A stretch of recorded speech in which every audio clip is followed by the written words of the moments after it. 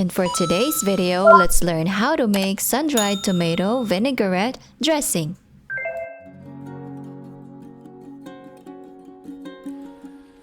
I have ingredients to prepare, so let's get started.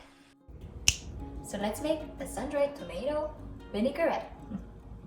Let's start with finely mincing the sun-dried tomatoes. Let's put it in a non-reactive bowl and add the Dijon mustard, followed by the dried basil and red wine vinegar. Oops, I meant to use a wire whip. Using a wire whip, whisk until well blended. Add a dash of salt and pepper. Adjust it to your taste. Slowly add the sun-dried tomato oil and mix well.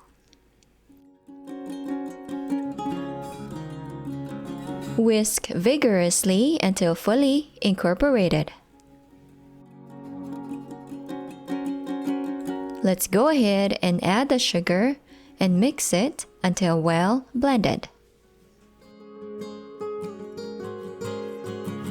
And don't forget to taste test.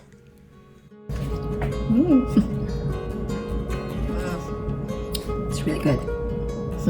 And there you have it, my sun-dried tomato vinaigrette dressing.